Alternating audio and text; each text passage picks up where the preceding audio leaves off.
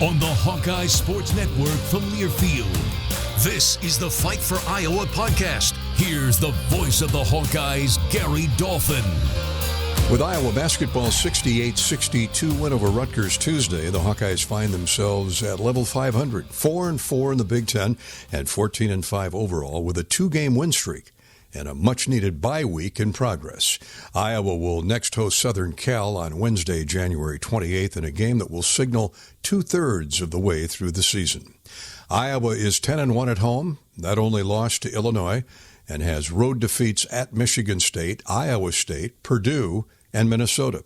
For a first-year rebuild, Coach Ben McCollum and players have accomplished a lot with much work remaining.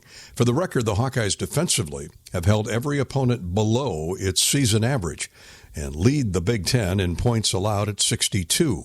Guard Bennett Sturtz and forward Tavian Banks have been a dynamic 1-2 punch. Guards Cale Combs and Isaiah Howard do much of the dirty work. Freshman Tate Sage has been instant offense off the bench with 5 double-figure games and is shooting over 50% from the field. Ben McCollum brought most of his previous staff from Drake with him to Iowa City in a continuing effort to familiarize you with who they are and what makes them tick. Let's meet assistant coach Bryston Williams. Williams helped rebuild the Drake roster that won 31 games last season and reached the second round of the NCAA tournament. Williams has worked with a couple NBA teams and coached G League basketball with the Iowa Energy. Williams was a member of Ben McCollum's first recruiting class at Northwest Missouri State and went on to score 700 points for the Bearcats. Oh, man, it was unbelievable, and it's good to, I think I chose the right spot, looking back now. But at the end of the day, with that story, it's pretty wild with how he recruited me. He came to my house, and my dad has a wild, long story. But it was fun and turned out, obviously, the best for my journey and path in this sport. What did he think you brought to the table? Well, I think we had two different views. I thought I was Michael Jordan. Everybody does, right? I know, right? No. I think the biggest thing was energy and toughness. That was one thing that I prided myself on. That's kind of one of my gifts as a person is the energy. And I've always tried to give off, as a player, coach, the energy and, inspire other people to just from a competitive standpoint. I think that was kind of my calling card that allowed me to play early in my playing career. Well, it paid off. I mean, the proof was in the pudding. Conference championship, Sweet 16 appearances at Northwest.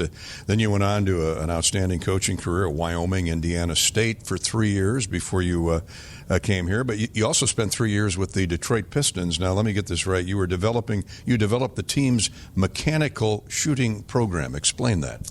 Yeah, so when I was with the Memphis Grizzlies G League, I met a coach named Bob Tate, and he worked with Jason Kidd, Blake Griffin, Mike Miller, and some of these guys. And we had a draft pick, Wade Baldwin, and Wayne Selden, and they were in this shooting program. And so basically what I did is I learned all his mechanics that he's taught. And so Ed Stavansky, who was in the front office in Memphis, ended up going to the Detroit Pistons. And then he called me and was like, hey, I'd like to get you here in Detroit, and you can kind of oversee the shooting program here in Detroit. And so that's kind of how, I'm very grateful, obviously. He believed in me to come out to Detroit and got me there, and that's how it all kind of got rolling.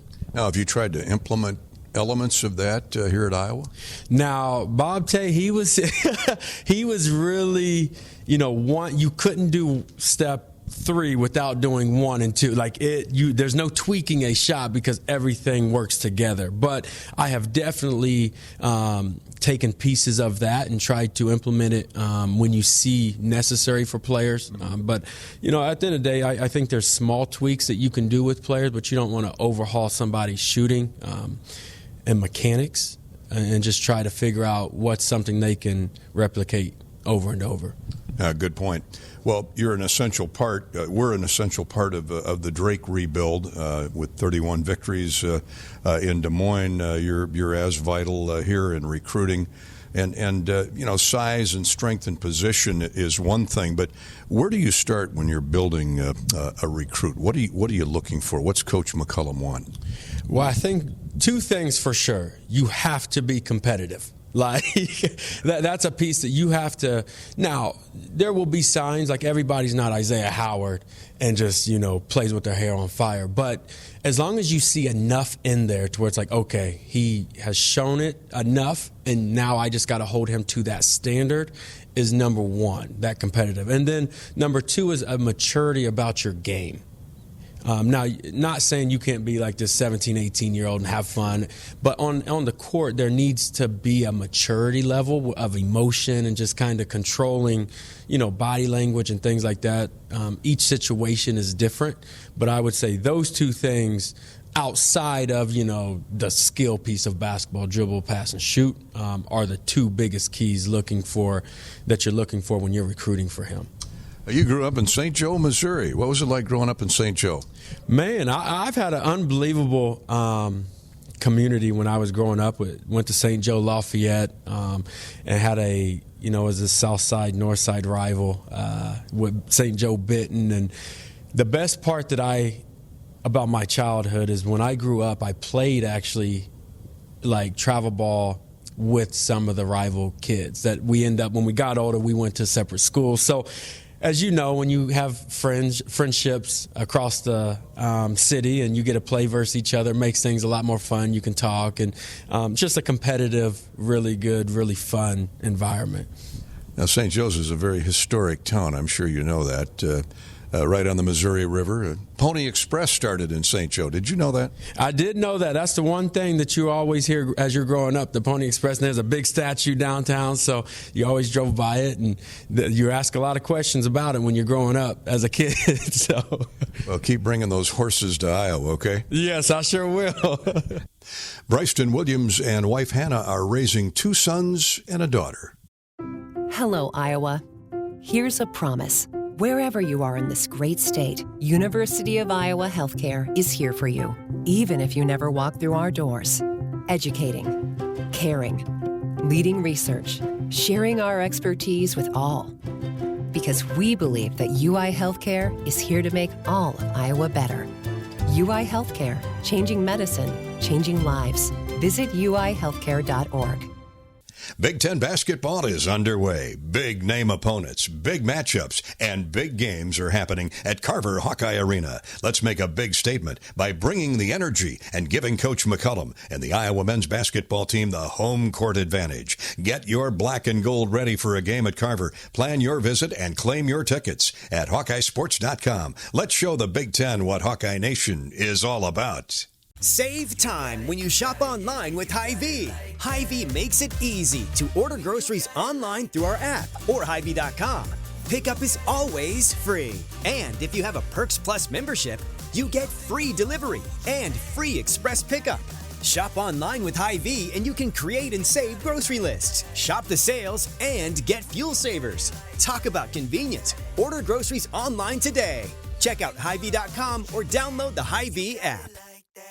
Hawk fans, stop in and visit the newly renovated guest rooms at Hyatt Regency Coralville Hotel and Conference Center, located in the heart of Iowa River Landing. Stay within walking distance of Extreme Arena, home of the Iowa Hawkeye volleyball team, as well as great restaurants, shopping, and scenic walking trails along the Iowa River. Hyatt Regency Coralville is also the home of Hawk Talk with Jan Jensen and Ben McCollum. Come together at Hyatt Regency Coralville, where everything you need is right here.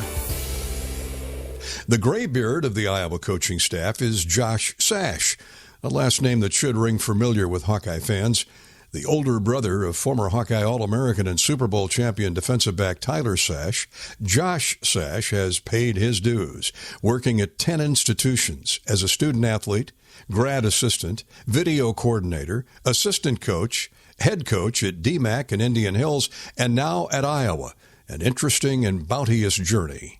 I got to see all the things that go on in a program, the little things behind the scenes, not just what happens on game day at the game. And so, over the course of my experiences, I've worked for a lot of, different people, that I've learned a lot of really good things from, maybe some things that I would definitely do in my own program, and then maybe a few things that I wouldn't do in my own program. And so, yeah, I'm fortunate with, a really diverse experience, and I've worked for a lot of really good people. And, what drew me to working for Coach McCollum at Drake when I was the head coach at Indian Hills was, everything I heard about him as, not just a basketball coach, but as a person. And so I'm really fortunate to have, a lot of diverse experience.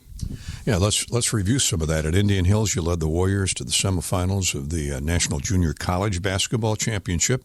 As an assistant at North Dakota State, the Bison made 3 straight Summit League tournament championship games. You led DMAC to a 29-4 record, number 2 seed in the national tournament.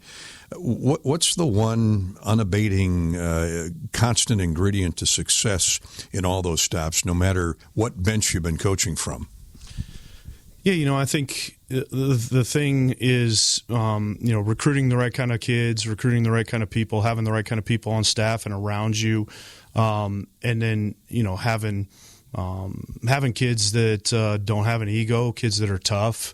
I think when you, pour into those kids and you build relationships with those kids, I think you have the opportunity to do something special. And so when you get the right kids and they're about the right things and you pour into them and build relationships with them, I think that's probably been the constant ingredient of especially those stops of, the successes that we've had in those different places. You've got a handful of degrees. You've got a master's in education. I'm guessing that serves you well with athletes on and off the court because not only basketball, but you're relaying life skills as well.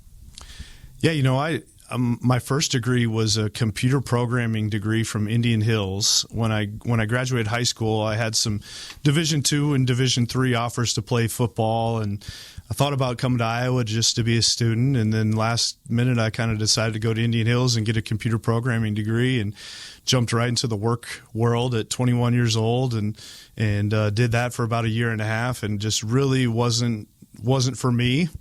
And my mom said, hey, if you want to make a change, you need to do that when you're young. And so that's when I moved back to Oskaloosa, and I got into coaching there with John Henry, who's the head coach down there at William Penn. He was one of my high school coaches, and Tyler and I would actually go play pickup over there with their guys in the summer just to get some exercise and play. And he said, why don't you go back to school and why don't you get into coaching? And so I joined his staff as a student assistant, and I had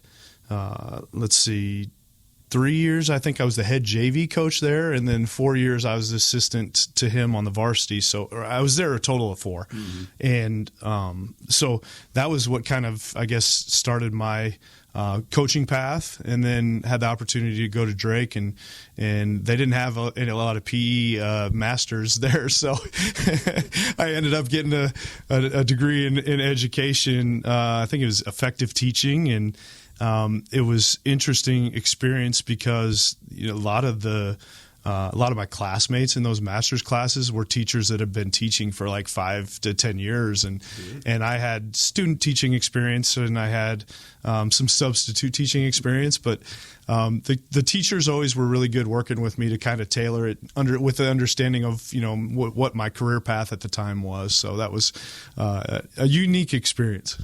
That's a great story. You mentioned Coach McCollum. What connected you with Ben in the hiring process? Because, he's a pretty selective guy. Yeah, so the first communication I ever had with him, he reached out to me. This would have been probably 2019. I was at UMKC as an assistant coach for 2 years. The head coach was Kareem Richardson. New AD comes in, lets the staff go.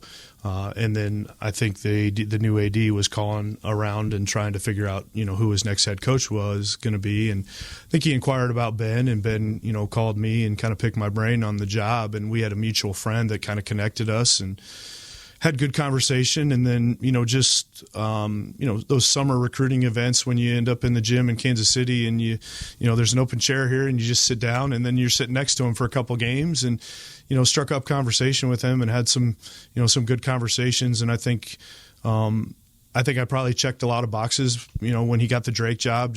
I had worked in Division I.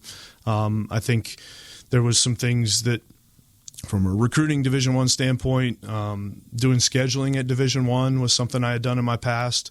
My connections in the state of Iowa and then also junior college were probably some things that he maybe didn't have on his staff. And then I'd been a head coach at a couple different stops. And so I think I brought a kind of a wide variety of things, to the table that probably checked some boxes for him.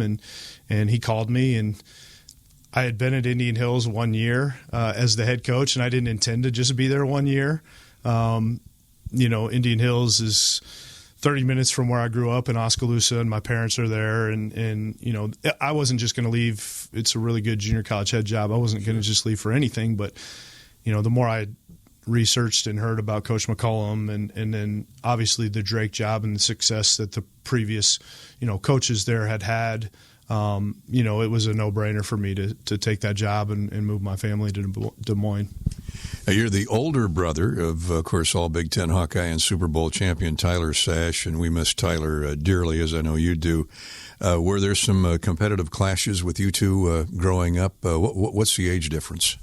Yeah, so 8 years. I was 8 years older than him, and there was definitely some clashes. So I was the big brother that, we had a little hoop in the basement or we had a little hoop out in the driveway, and I blocked every single shot just because he was little. He would get so upset about that. But, he was such a fiery competitor. He just kept coming back for more. And I eventually got to a place where it was like, okay, I probably better not challenge him or play him in anything anymore if I want to sustain my winning record against him. So, but no, we had a lot of fun growing up. My dad was a coach of many different sports, and then he was also a PE teacher, and so, we could get into the gym whenever we wanted, and we spent a lot of time in the gym and bonded a lot that way and had a lot of fun. Tyler Sash intercepted 13 passes at Iowa and returned the picks for 392 yards. At the time, fifth best in Big Ten history. He would go on to win a Super Bowl with the New York Giants. Josh Sash and wife Annalie are rearing 3 boys who no doubt have visions of carrying that last name legacy as Hawkeyes. I'm Gary Dolphin for the Fight for Iowa podcast. Go Hawks. You've been listening to the Fight for Iowa podcast. Hawkeye fans, remember to hit the subscribe button on your favorite podcast app. Once you become a Fight for Iowa podcast subscriber, you'll automatically receive the latest episodes of the Fight for Iowa podcast, the Hawkeyes Voice podcast, Hawk Talk replays, exclusive game day content, and more. Until next time, on Iowa, and go Hawks! The preceding has been a Learfield presentation on the Hawkeye Sports Network.